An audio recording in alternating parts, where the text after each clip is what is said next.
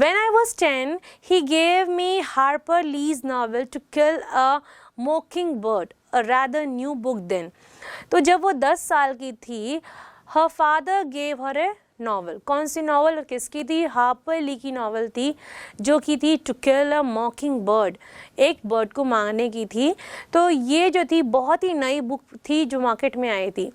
Just one story like that is enough for a lifetime according to his father. क्या था कि वो जो बुक की स्टोरी थी वो पूरी लाइफ टाइम के लिए सफिशिएंट है, क्योंकि शायद उस नॉवल की जो स्टोरी थी जो कि टू किल अ मॉकिंग बर्ड, वो इतनी दमदार थी कि उससे ज़्यादा अच्छा स्क्रिप्ट नहीं हो सकता आगे चल करके. जैसे कि हमने एक छोटी सी स्टोरी भी सुनी है कि जब शाहजहां ने ताजमहल बनवाया था, राइट, तो उन्होंने क्या किया था कि जितने भी उनके काम करने वाले कारीगर थे उन सबके हाथ कटवा दिए थे, क्योंकि वो नहीं चाहते थे कि जितना खूबसूरत ताजमहल बना है उससे भी ज़्यादा खूबसूरत दूसरी कोई कलाकृति उस जैसी ही बना. तो कहने का मतलब है लाइफ टाइम वर्क है ये, कि एक बार कोई काम किया दैट्स इट, उसके बाद उसका कोई दूसरा ऑप्शन ही अवेलेबल नहीं. तो उनके डैड के अनुसार क्या था ये, अकॉर्डिंग टू हर डैड, कि like writing this kind of script is enough for the life time, right. I sense the longing in him. Longing का मीनिंग होता है डिज़ायर. तो आई सेंस्ड, यहाँ पे जो ऑथर है वो कहती हैं कि आई सेंस्ड, मैंने फील किया था कि वो इतने डिज़ायरेबल थे कि सम डे वो ऐसी स्क्रिप्ट लिखे कि उनकी उस स्क्रिप्ट पे एक ब्लॉकबस्टर फिल्म बने और वो लॉन्ग लाइफ उसके लिए क्या किया जाए, हमेशा याद किया जाए, right. He had a body of work by then but a big hit eluded him. The novel made a great impact on me, and how right Daddy was. ठीक है. Harper Lee never wrote another novel yet become a legend with her only book. तो यहाँ पे he had a body of work by then but a big hit eluded him. कहने का मतलब है कि यहाँ पे उनको क्या हुआ, वहाँ हमेशा इस चीज़ को लेकर के सोचते थे. He every time think about it and he want to do the same work, but he was not able to escape from such kind of thing. कुछ ऐसा हुआ था कि वो उससे बच नहीं पाए, राइट. सो यहाँ पे वो कहती हैं कि the novel had a great impact on me. जो नॉवल उन्होंने रीड की, जो उनके फादर ने दी थी, and she read that novel, और उसके बाद उनके ऊपर एक उनका ग्रेट इम्पैक्ट हुआ था. According to the writer, her daddy was totally right. Harper Lee never wrote another novel. उन्होंने कभी भी दूसरी नॉवल ही नहीं लिखी, but this novel, this single novel become a legend, है ना. वो क्या बन गई थी, लेजेंड बन गई थी. Summer nights, Daddy would regale us with tales about the film shoots. He was a good mimic with his radio star's voice and was an excellent actor himself. And I would sigh, what a wonderful thing it is to be a writer. तो summer nights का मतलब होता है कि गर्मी की रातों में. आप लोग समर सीजन अच्छे से जानते हैं. तो गर्मी की रातें क्योंकि बहुत लंबी होती हैं. Earlier what was the scene कि हम लोग क्या करते थे, सब खाना खा के बैठते थे और उसके बाद बड़े जो बुजुर्ग होते थे वो कहानियाँ सुनाते थे, राइट. अलग अलग हमको इस तरह से एंटरटेन करते थे. But nowadays we are having app options. Some are engage with television, some are engage with mobile phone. Mostly we see कि we all are engage with our mobile phones, है ना. But जब पहले ऐसा नहीं था. पहले क्या था, समर्स में क्या करते थे बच्चे, मतलब अपने ग्रैनीज़ के साथ, अपने पेरेंट्स के साथ ज़्यादा इन्जॉय करते थे. और उस समय उनके पेरेंट्स और ग्रैनीज़ क्या करते थे, उनको स्टोरी सुनाया करते थे to give them some moral, to learn them some ethics, right. तो यहाँ बात आ रही है समर नाइट्स की. तो समर नाइट में क्या हुआ कि डैडी वुड रीगल मतलब एंटरटेन करना, right, us with tales about the film shoot. Tales मतलब होता है स्टोरीज़. तो यहाँ पे समर नाइट में उनके डैडी क्या करते थे, उनको एक शॉर्ट स्टोरीज़ सुनाते थे. वो फिल्म शूट पे जब भी जाते थे, मतलब वो स्क्रिप्ट राइटर थे, उनकी स्क्रिप्ट पे एक मूवी बनना स्टार्ट हो गई थी, राइट। तो जब भी वो मॉर्निंग में काम करके शाम को घर आते थे तो गर्मियों में वहाँ के जो मतलब घटनाएं होती हैं, कई बार ऐसा भी होता होगा कि your parents coming from their work place and they will be telling you different kind of things what the other person said and how they enjoyed the things. तो वो क्या करते हैं, अपने एक्सपीरियंस शेयर करते हैं। वैसे ही उनके फादर भी अपना दिन भर का एक्सपीरियंस अपने बच्चों के साथ छोटी छोटी शॉर्ट स्टोरीज और टेल्स में शेयर करते थे। He was a good mimic with his radio star voice and was an excellent actor himself. So as you know that he was a news reader in Air India, right? So he was a good mimicry artist also and himself a good actor also. And I would say what a wonderful thing it is to be a writer. और सबसे बड़ी बात जो author है उनको ये लगती थी कि उनके फादर जो है इतने अच्छे स्क्रिप्ट राइटर है, उसके अलावा उनमें ये सब भी क्वालिटीज़ भी अवेलेबल थी, right. Moving towards the another paragraph, on Sundays and holidays I would go up to the attic where I hide my journal and write endless stories of my own. तो यहाँ पे कहते हैं Sunday and holidays को वो कहाँ जाती थी, एक ऐसे स्पेस या ऐसे रूम में जाती थी जहाँ पर वो अपने जर्नल को छुपाई रखती थी और जिसमें उन्होंने अपनी एंडलेस शॉर्ट स्टोरीज जो उन्होंने खुद लिखी थी, किन्होंने लिखी थी, द ऑथर है ना, उन्होंने खुद लिखी थी, वो वहाँ पे छुपा के रखती थी। When daddy wrote scripts for Telugu producers they would be in English. So यहाँ पे वो कहती हैं कि daddy always use to write the Telugu scripts but basically he write in English language, right. Sometimes he would ask me for a particular English word which I'd supply। तो वो कहती हैं कि कभी कभी ऐसा होता था कि daddy ask me for few words, particular words, कि यहाँ पे क्या यूज़ होगा, तो एट दैट टाइम वो जो गर्ल थी वो उनको शायद कभी कभी बता भी देती थी। My heart would swell with pride that I was a part of his writing. यहाँ पे वो बहुत प्राउड फील करती थी और ऑनर्ड फील करती थी क्योंकि वो ये सोचती थी कि that she is also the part of his daddies writing. क्योंकि उनके डैडी जो लिख रहे हैं, समटाइम्स अगर उनको कुछ पर्टिकुलर वर्ड्स नहीं मिलते थे तो वो बहुत ही प्यार से पूछते थे कि बेटा you know about this word, what we can say in one word. तो वहाँ पे वो उनको हेल्प करती थी और for that purpose she felt so proud for herself. ठीक है, आगे बढ़ते हैं। माई sister Anuradha and I studied at Chennai Holy Angels Convent, a most exclusive school which my father could ill afford. Still he wanted us to study and speak English well, an entitlement he said. तो यहाँ पे बात हो रही है कि she was able to help her daddy just because the both sisters were studying in a good English medium school, whether their father is not able to afford the fee of the school, still they want कि भाई बच्चों को एक अच्छा education मिलना चाहिए। वो हमेशा कहते थे कि ये एंटाइटलमेंट है, ये बहुत इंपॉर्टेंट है, एक अच्छी एजुकेशन देना, right. Then one day I heard my parents whisper excitedly of a lucrative offer that had come to daddy's for a Telugu film. So one day what happened, their parents were discussing about something and they were so excited about that thing, and then the girl came to know that they are talking about a new Telugu film, that it may be a blockbuster, and when the film will release on the day, they will, from the same day they will earn a big amount of money and their poor financial condition may go in a good proper way, right. तो ये इसलिए खुश थे ये लोग। At last we would be rich and mom had promised me a red frock, some stationery and a new doll. तो ये Telugu film की वजह से अगर ये ब्लॉकबस्टर होती है तो उनकी फाइनेंशियल कंडीशन अच्छी हो जाएगी, and just because of it वहाँ पे वो लोग के पास थोड़े अच्छे फाइनेंशियल कंडीशंस हो जाएंगी, उनकी इकोनॉमिक जो कंडीशन अभी पुअर है वो अच्छी हो जाएगी। एंड देन क्या होगा, उन्होंने अपनी मॉम से, उनकी मॉम ने उनसे प्रॉमिस किया था कि अगर ऐसा होता है तो she will get a red frock for her and a doll and some stationery for her. So there was an air of suppressed excitement in the house of dreams that were finally coming true. तो यहाँ पे जो है घर का माहौल बहुत soothing था, बहुत हैपनिंग था, and the day and they were dreaming that their dreams must come true, कि उनके पापा की वो जो स्क्रिप्ट है, वो जो फिल्म है, वो एक ब्लॉकबस्टर हो जाए और अभी तक जो वो फाइनेंशियल क्राइसिस से गो थ्रू हो रहे थे वो एट द एंड उनके फाइनेंशियल क्राइसिस ख़त्म हो जाए. आइए अब आगे देखते हैं कि स्टोरी में होता क्या है. I had a school picnic to go on early one morning. The evening before, Daddy had come home tired from work, but took me out to buy snacks and sweets for the picnic.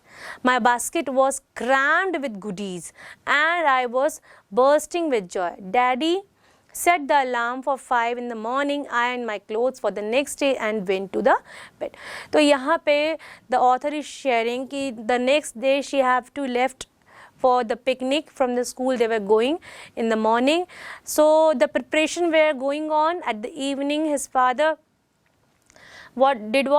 he came home. He was very tired by working the whole day, and he brings so many snacks and and sweets for the picnic, and he put them all on the in the basket, right? And he put them all in the basket of the girl, right?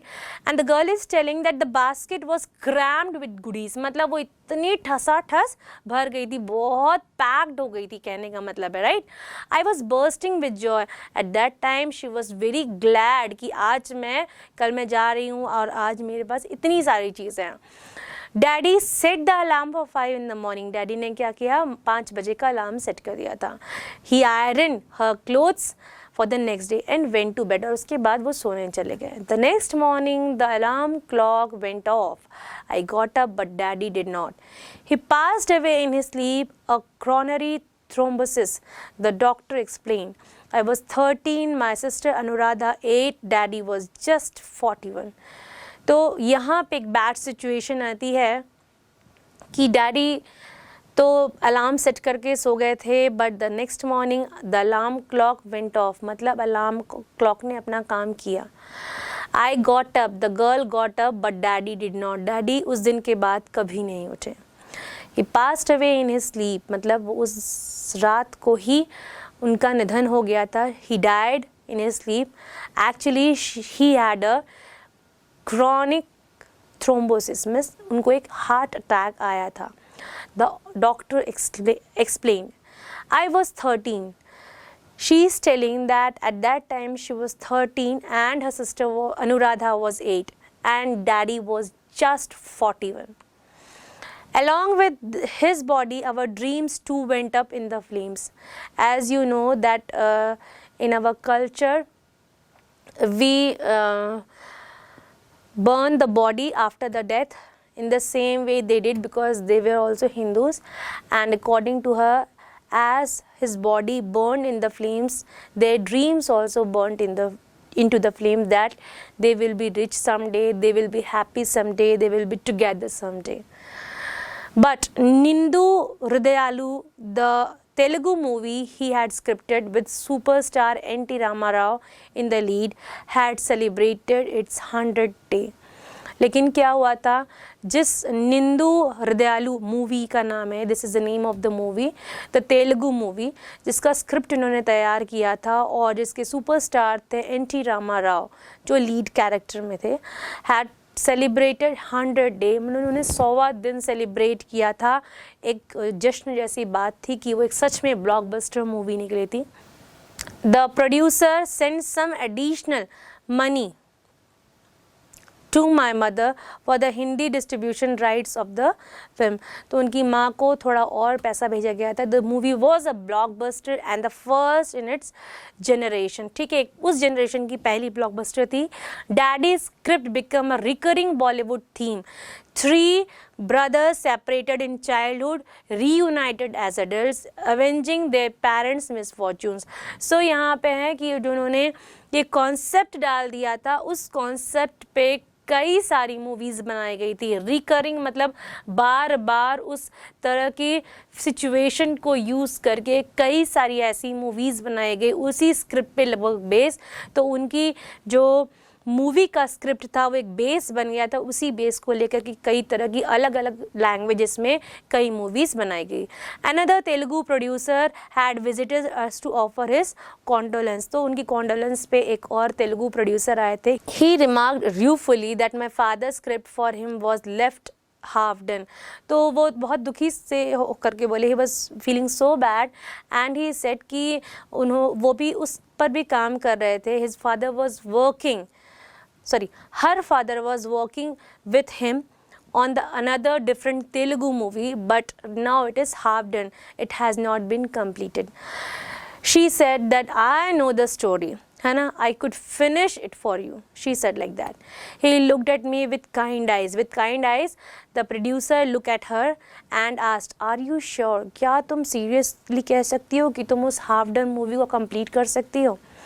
I nodded. उसने सिर हिलाया. Who? The author. Daddy discussed the treatment with me. Daddy had discussed some of the scenes and how should be the end of this movie. So I know the story, which is the half part of your movie. He smiled at my use of jargon. Jargon का मतलब होता है the way the girl explained and the gesture, her confidence, everything. So the producer liked her confidence, liked her way of telling, and he smiled. I completed the script for him, and that girl, the author, completed the half-done scripted for him. My mother, who had been a teacher before the marriage, she was a teacher, right? And after the marriage, she left the job, right? But again, after the death of their father, again she went back to support their family. We left our beloved home and city, moving to my mother's ancestral home in Bangalore. ठीक है, तो फिर वो वहाँ से चले गए कहाँ? Bengaluru, where their mother's maternal home, right? Then as the years rolled by, life meandered in different directions for Anuradha and me. So as the time pass on, time roll on, it meanders means life ने बहुत सारे अलग अलग turns ले किसके लिए? The little one Anuradha, the younger sister, and for the Elder sister both our love for language and the written word stood us in good stead. कहने का मतलब ये है कि उन दोनों को love for language था और written word पे जो उनकी कमांड थी वो हमेशा उनके साथ रही थी. स्टडीज़ कंप्लीटेड, उन दोनों की पढ़ाई पूरी हो चुकी थी. Anuradha become a marketing professional, right, while the author became a mathematics teacher. Right, as I told you that Amara Barnavi Dev was a is a mathematics teacher. Now we soon had our own families and children to raise. जैसे कि होता है, it's a natural process कि वो आपको life के पूरे cycle को कंप्लीट करना है, तो they also have their own families and they raise their children. Even so daddy's unfinished dreams lingered on. Still उनके दिमाग में डैडी का जो अनफिनिश्ड ड्रीम था, जो उनकी जो स्क्रिप्ट राइटिंग की जो उनका जुनून था, वो अभी भी उनके दिमाग में कहीं ना कहीं चलता था. Both Anuradha and I continue to write. दोनों ही अपनी राइटिंग को कंटिन्यू किया था. And I brought out a collection of my poems while my sister publish her anthology of short stories and a novel. तो इन्होंने अमारा बनवी ने क्या किया था कि इन्होंने अपने कलेक्शन को लाया था पोएम के, और उनके सिस्टर ने एंथोलॉजी ऑफ शॉर्ट स्टोरीज़ लाई थी और साथ में एक नॉवेल भी प्रेजेंट की थी या स्क्रिप्ट की थी. नेक्स्ट देखते हैं आगे क्या होता है. In 2003, my entry for a horseshoe nail in the Commonwealth Broadcast Association short story competition won a highly commended prize. जैसे कि मैंने आपको at the starting of this lesson I have given you a brief introduction about the author. यहाँ पे मैंने आपको ये भी बताया था कि she received a commendable prize for a horseshoe nail, right? Selected from 5,700 stories and the competition was really tough. Yes, the judges informed me your story was beautifully told and were well written. मतलब उनकी जो कहानी थी बहुत अच्छी तरीके से लिखी गई थी. Centered on an organ donation racket, it was set in remote Tamil Nadu village, but read across the world. So the theme of the story is about the organ donation racket. मतलब ऐसे racket के बारे में था जो organ को जो लोग डोनेट करते हैं उनको क्या करते हैं, उनकी तस्करी करते हैं, चोरी करके उनको इधर उधर बेच देते हैं. तो उस रैकेट के बारे में था जो कि तमिलनाडु के रिमोट एरिया में चलता था. रिमोट मतलब रूरल एरिया हम कह सकते हैं. तो ये जो था वो केवल वहीं नहीं पढ़ा गया, but also it has been read all over the world. A UK doctor used the story as a topic for debate among his university students. The following year it was Anuradha's turn. तो आगे के next year में अब अनुराधा यानी younger sister की बारी थी. She too won a highly commended prize for her story. Today my elder daughter Darshana Ramdev is a journalist with the Deccan Chronicle. अब वो अपने बच्चों के बारे में बता रही है. जो उनकी बड़ी बेटी है दर्शना, वो डेक्कन क्रॉनिकल में जर्नलिस्ट है. She always wanted to writer. My younger one, she is also having one more daughter. Her name is Deeksha. She is studying computer science, is also an ardent writer and has an active cricket blog. So she is a different type of writer. She is also writing, but she is more interested in cricket blogs, right? The Tea Towel Explanation. तो उन्होंने एक लिखा है The Tea Towel Explanation नाम का एक novel एक blog लिखा है जो कि काफ़ी फेमस है. I am going to be a cricket writer one day. और वो हमेशा कहती हैं, कौन कहती है हमेशा, जो यंगर डॉटर है द दीक्षा, वो कहती है I am going to be a cricketer writer one day. She says as if it were a warning, जैसे कि वो वार्निंग दे रही हो. Let me finish my engineering. मेरी इंजीनियरिंग मुझे कंप्लीट करने दीजिए, फिर देखिएगा आप लोग कि मैं एक बहुत अच्छी क्रिकेट राइटर बन के दिखाऊंगी. Daddy passed away in 1970. तो डैडी का जो निधन हुआ, he left us in 1970, 2 generations ago I said, ठीक है. But his single minded devotion to writing skill glows like a beacon among his children and grandchildren. लेकिन आज भी उनका जो स्क्रिप्ट राइटिंग के लिए जो जुनून था, जो लव था, वो आज भी 2 जनरेशन में कंटिन्यू हो रहा है. Anybody can die, कोई भी मर सकता है. Yet as I finish one more piece, this story you read, I know something for sure about Dad. His writing never stopped. So यहाँ पे again the author wants to tell that कि this is also one short story about my dad. So I realize and I know that his writing will never stop till our generation is working. है ना, जब तक उनकी generation काम कर रही है तब तक वो enthusiastically जो उनकी स्क्रिप्ट राइटिंग पे वो लोग वर्क करते रहेंगे, क्योंकि वो उनके डैडी के कहते हैं ना एक जीन्स में था और वो जीन्स जो है वो अब कंटिन्यू हो रहा है. So this is all about this story. Let's go towards the word meaning part of this lesson. Freelance, self-employed and hired to work for different companies. तो जैसे कि मैंने आपको पहले भी बताया था कि किसी एक कंपनी के अंडर ये एम्प्लॉयड नहीं रहते हैं, ये क्या करते हैं, सेल्फ एम्प्लॉयड रहते हैं. And they are now they can take their own decision कि उनको किनके साथ वर्क करना है. Pursue to continue with, elude to escape from, regale to entertain with conversation. जैसे कि मैंने आपको ये सारे वर्ड है ड्यूरिंग द एक्सप्लेनेशन बताए हैं. मिमिक मतलब होता है imitate in order to entertain और रेडिस्यूल. जैसे कि आपने देखा होगा कई मिमिक्री आर्टिस्ट है ना जो अपने पुराने हीरोज़ हैं लाइक देवानंद, राजेश खन्ना, इन सारे हीरोज़ की क्या करते हैं, मिमिक्री करते हैं, राइट. इसके बाद है एटिक अ स्पेस और रूम इनसाइड और partially inside the roof of a building. कहने का मतलब है एक ऐसा रूम जहाँ पे आप अपनी कुछ ऐसी वैल्यूएबल चीज़ों को छुपा सकते हैं, सेफली रख सकते हैं और आप चाहते हैं कि वो किसी के सामने आए. ये एक ऐसा स्पेस होता है. एक्सक्लूसिव मतलब high class and expensive. Blockbuster, a book और film that is very successful. treatment, the presentation of a subject. Beacon, beacon means a light or fire on the top of a hill that acts as a signal.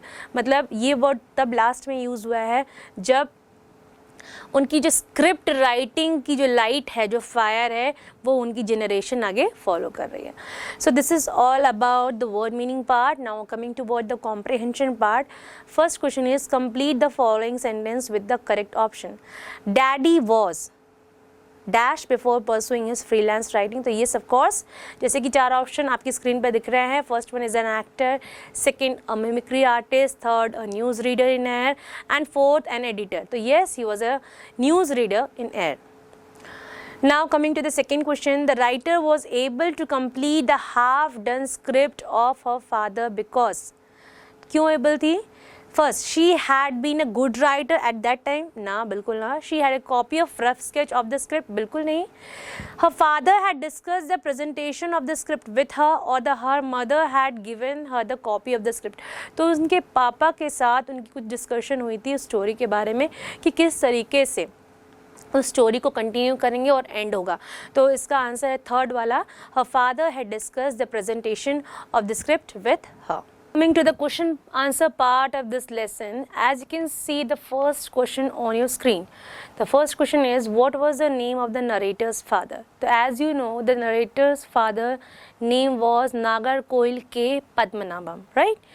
The second question is, what was the economic condition of the narrator's family? So as you all know that they belong to a middle class family. और वो अपने expenses कैसे bear करते थे? To meet their end requirements they rented their half of the portion of the house. उन्होंने अपने घर के आधे पोर्शन को क्या कर दिया था? रेंट पे दे दिया था. The third question is, daddy was a very caring father. Find out the sentence from the text in support of your answer. तो यस, आप जैसे जानते हैं कि एक सिचुएशन आई थी जिसमें ये बताया कि जब वो सो जाती थी तो डैडी क्या करते थे? उनको गोद में उठाकर मम्मी के बगल में ले जाते थे. So that is the thing कि डैडी क्या करते थे? वो एक बहुत ही केयरिंग पर्सन थे. यस, तो उसका आंसर आप ऐसे लिखेंगे कि although I'd often dozed off in this chair and he'd carried me to the bed next to mum. This sentence show how caring her father was. जैसे कि मैंने आपको Hindi expression the, this is the same thing which has been written in English, right? Now the fourth question is, I know something for sure about dad. His writing never stopped. Why did daughter say this? So his writing legacy was passed on to next generation. Even his granddaughter has flair for writing. And though the man dies, his writing or certain things remains even after the death. So as you all know कि जैसे कि इस पूरे chapter के explanation में आपने and में देखा है कि the writer is telling that कि the legacy continues with the next generation also. Legacy मतलब जो एक जो ग्रैनीज के द्वारा दिया गया, एक जनरेशन्स के द्वारा दिया गया एक इम्पॉर्टेंट थिंग होता है, एक क्वालिटी होता है, एक स्किल होता है, राइट? तो ये स्किल, ये क्वालिटी वो कंटिन्यू कर रहे थे थ्रू डिफरेंट जनरेशन्स, है ना. अब उनके ग्रैंड डॉटर्स भी क्या कर रहे थे? उनका बहुत इंटरेस्ट था राइटिंग में and they are also writing in a good manner. जैसे कि एक मैंने बताया था कि उनकी जो छोटी बेटी थी वो कहती थी कि let me complete my engineering और उसके बाद मैं क्या करूँगी? एक अच्छी क्रिकेट व्लॉग राइटर बनूंगी. तो ये एक लेगेसी था script writing. It can be in different field, है ना. राइटिंग केवल मूवीज़ या शॉर्ट स्टोरीज़ के लिए नहीं रहती. हम राइटिंग या लैंग्वेज को हम अलग अलग वे में यूज़ करते हैं. तो स्क्रिप्ट राइटिंग के लिए अलग अलग वो लोग फील्ड्स यूज़ कर रहे थे, but the legacy continues with the different generation. Now another question on your screen, that is the writer talks about each of the following, right? So the question is here, as you can see, first the mother, her family में हम देखेंगे. पहला है mother के बारे में. तो mother के बारे में हमने जैसे जाना है कि her mother was an English literature graduate and she was an avid reader and she was fan of her father's magazine, जो उनके फादर तमिल में और इंग्लिश में मैगजीन लिखते थे, वो उनके फ़ैन थी। और साथ में एक बहुत अच्छी बात कही गई थी कि she was a doe eyed beauty, है ना। और साथ ही साथ वो क्या करती थी, पहले टीचर रह चुकी थी।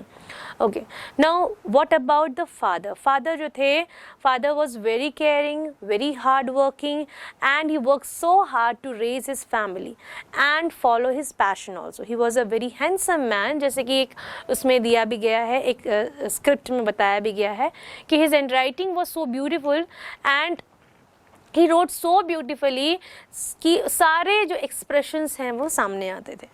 उसके बाद सेल्फ के बारे में जब बात आती है तो she is also a passionate writer and an enthusiastic person. और जब उनकी सिस्टर के बारे में बात करते हैं तो वो जो सिस्टर है उनकी, जो छोटी सिस्टर थी, यंगर सिस्टर थी, अनुराधा आई थिंक उनका नाम था, तो वो एक पैशनेट राइटर भी थी और वो क्या थी, एक मार्केटिंग रिसर्चर भी बनी थी। आगे उनकी फैमिली कंडीशन पे बात करते हैं, तो अब देखते हैं उनकी फैमिली कंडीशन कैसी थी।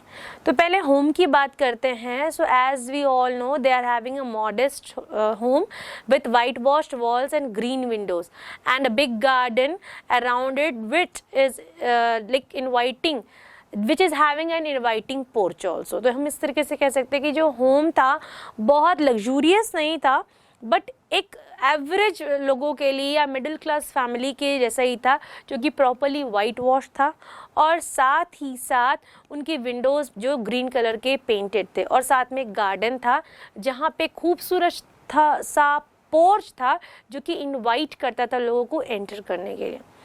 अब उनकी लाइफस्टाइल को देखेंगे तो उनकी लाइफस्टाइल बहुत अच्छी नहीं थी, जैसे कि मैंने आपको बताया कि they have rented half of the portion to meet their end needs. तो मंथ की एंड नीड्स को मीट करने के लिए वो लोग क्या करते थे, रेंट कर दिए थे। तो बहुत अच्छी लाइफस्टाइल हम नहीं कह सकते हैं। पैशन जो था कि right from the father to the youngest daughter everyone had passion for writing and reading, मतलब सारे के सारे जो है स्क्रिप्ट राइटिंग को लेकर के और रीडिंग वर्क को लेकर के पैशनेटेड थे। Now we are having a fill in the blank. अब देखते हैं कि उसको हम किस तरीके से सॉल्व कर सकते हैं। As you can see there are few words in your help box, that is mimic, freelance, treatment, passion, exclusive. जो क्वेश्चन दिया है उसमें आपको इन वर्ड्स का प्रॉपरली यूज़ करना है। आइए सेंटेंसेस रीड करते हैं और ब्लैंक स्पेस में will fill the helping words, right. So Raghav who was a freelance writer आएगा यहाँ पे, went up to the attic with his daughter to sit and discuss the treatment of the newly written script for a Hindi movie. He had a great passion for acting. He used to regale his daughter with tales about the film shoots. He told her how once a big hit eluded him. The daughter, who was studying in an exclusive school, was also a very good mimic and used to entertain her friends with her mimicry.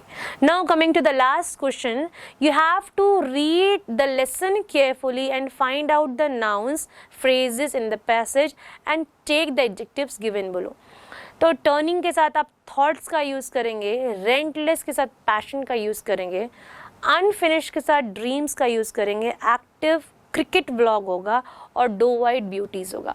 आप question में देख सकते हैं किस तरीके से अलग अलग दिया है, आपको इन आंसर्स को यूज़ करना है। And I have already explain all these words during the explanation of this lesson. Hope you understand the lesson and we will meet again in another lesson. Till then take care, good bye.